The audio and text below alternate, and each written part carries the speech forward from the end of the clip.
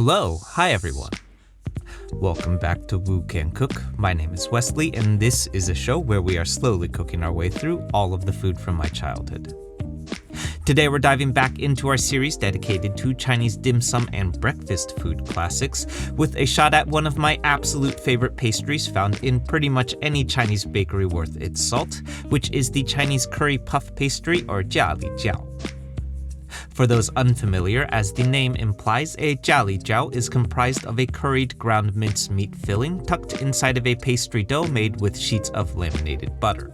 This in turn yields a wonderfully puffy, flaky croissant-like texture to our pastry, not unlike pretty much every French pastry that you can think of. This, of course, is because the idea of a pastry dough filled with ground meat is not a particularly complicated concept, which of course means that, as with many culinary concepts, it transcends throughout a whole bunch of different cultural cuisines, reminiscent of the Argentinian empanada, the Jamaican meat pie, and many others, which is pretty cool. Honestly, one of my favorite things about cooking, really. So, in any case, for our Jiao version today, we're gonna include a few quintessentially Chinese elements to create our bright and savory curry, including a bit of shaoxing wine and oyster sauce. Then, because as many of you may know, I'm always a sucker for a good shortcut, we're also gonna take a look at how to get away with skipping the long and arduous step of laminating butter into a pastry dough, since, as you might have guessed, what we just described is a fantastic, readily available pre-made frozen product known as puff pastry. Okay, so let's get into it.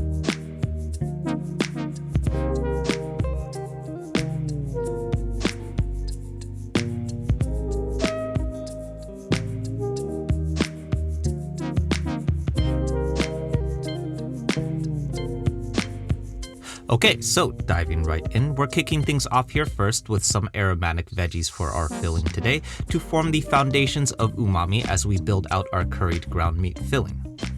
This is 4 cloves of crushed and minced garlic here to start, followed by 1 inch or about 1 tablespoon of fine minced ginger to pair. Then next, moving right along with our veggies, this is 1/2 of a medium white onion that I'm dicing up as well. As always, we're doing this by leaving the root end of the onion still attached so that it holds the onion together while we may make our diced cuts, like so. Then moving right along, this is actually it for our veggies today, since I think the real highlight of the show is going to be our curried ground meat, about 1/2 pound of it here.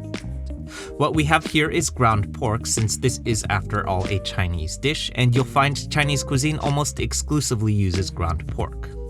Personally though, I do think that ground turkey, ground chicken, or ground beef would all work just fine as long as it has a reasonably high content of fat mixed in. In any case, we're marinating our ground pork today with 4 tablespoons of soy sauce here to start, followed by a single tablespoon each of sesame oil, rice vinegar, shaoxing wine, and oyster sauce. We're focusing on keeping things fairly light and bright here with an acid-forward marinade so that we don't clash with our curry powder coming up. Moving right along to our dried spices next, this is a single tablespoon of curry powder that I'm pairing with 1/2 teaspoon each of turmeric, cumin, and white pepper. Now, curry powder is a spice blend, meaning that depending on which curry powder blend that you've got on hand, it more than likely already includes most of these additional spices. Personally, I like to lean a little bit harder into the turmeric and cumin than most curry powders do, but in a pinch, the curry powder alone will also work just fine. Finally, rounding everything out, I'm whisking up a quick egg wash comprised of a single egg and about a tablespoon of water, then setting this aside for a moment while we head over to the stove. Over on the stove, we're gonna start by par cooking our ground meat filling here today. This is partially to make sure that our ground pork fully cooks inside of the jiao, but really though, what I'm mainly doing is par cooking my filling to make sure that our veggies properly cook through, since the bake time alone won't quite do this for us. So, I have my wok heating up as hot as possible, then I'm adding 4 tablespoons of peanut oil, and as always, long yao for that nice non-stick surface. Then going into the wok here first is my garlic, and oh my god! Whoops. Anyway, here's my ginger going in next, then we're blooming this for about 15 seconds until nice and fragrant. Then next, we're employing a bit of batch cooking here by adding our ground pork in next and sauteing for about 3 to 4 minutes until fully cooked through and a nice pebbly texture begins to form, like so. Then I'm removing this all from the wok, reheating, adding an additional 2 tablespoons of peanut oil, and giving a 2 to 3 minute par cook to my onions here next. This is going to allow us to really take our time with our onions and make sure that these release a good amount of water in the par cook, because otherwise that water is going to release inside of the pastry in the oven instead, which is not good. We're looking for these to be lightly browned but still crispy here. Then I'm adding my ground pork back to the wok and giving this all a quick toss to combine before removing and setting aside while we dive into our pastry dough next. Alright, so back over on the cutting board, we're starting off first with a quick look at my favorite pastry dough recipe, which you may recognize as the dough from our egg tart recipe from a while back. We're breaking out a gram scale here for accuracy today. Then I'm adding 150 grams of AP flour here to start, followed by 2 grams of kosher salt and 80 grams of cold water. I'm kneading this until a cohesive dough ball forms, then adding to a liberally floured work surface so that we may roll it out into about 12 to 14 inches in diameter. Then next, I've got a single stick of room temperature butter here that we're gonna laminate into our dough, or in other words, fold. We're essentially making a butter sandwich here. I'm using my hands here to press about 2 tablespoons of butter into 1/3 of the dough sheet, then folding over and repeating on the remaining side. Then we're gonna rotate, roll the whole thing out again, and repeat this process until all of the butter is incorporated. This took me, I believe, 4 times altogether before my butter was all folded in. Finally, once all of the butter is incorporated, we're rolling this all up lengthwise, then wrapping it in plastic wrap and setting aside to cool in the refrigerator for 30 minutes before using. Okay, so for those looking for a quicker shortcut, I will start off by saying that I do think that the hand-rolled pastry sheets that we just made yield a puffier and flakier pastry if you take your time to make them. I think the control over the amount of butter that we incorporate into each fold allows us to laminate more layers of butter into the pastry sheet, which in turn yields a flakier pastry. But I will also acknowledge that this also just took me an extra 30 to 45 minutes or so to assemble. So for those looking for an easier option, I present to you puff pastry.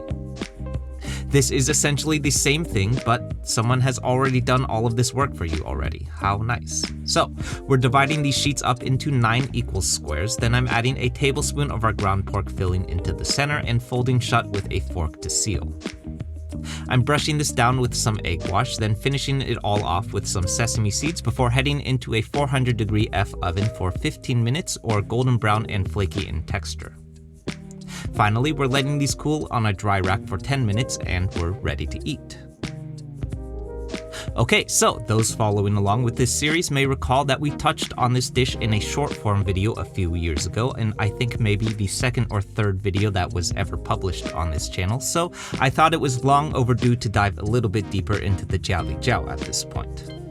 Since then, I have made probably close to 500 or 600 of these by now. Bay Area locals may know that we briefly served these at the Wu Can Cook pop-up for a few months.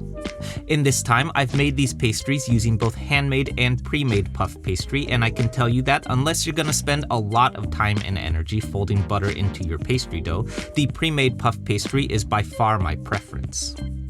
It literally cuts the work time in half for this dish and yields a fairly comparable end result, allowing you to give more time and energy to making sure that your folds and pleats are clean, which, if you ask me, ends up being a lot more important here. To pair with this, our curry filling is bright and savory and pairs nicely with our puff pastry to make for an excellent quick small bite to throw together for your next housewarming party. Finally, the last bit that I'll mention is that I have had a lot of the cultural equivalents of this dish, and I do think that the Jiao is pretty unique from most of them. The empanada is folded together differently and generally contains a wildly different set of fillings, and similarly, the Jamaican meat pie uses more of a pie crust dough, so if you've never had a Jiao, you're missing out. Okay, so that's it everyone. I hope you enjoyed this and I hope you give this one a shot. For those who are new to the channel, this one is part of a larger series dedicated to classic Chinese dim sum breakfast food, so definitely check out that series next if you haven't yet, because there's a lot of these. For the Bay Area locals, the Wu Can Cook fried rice pop-up is now at Wonders Brewing in Emeryville every Thursday through Sunday, so come by and say hi if you can. More about that at wucancook.com/eats. As always, like, comment, subscribe, share, be nice interneters, and I'll see you soon. Bye.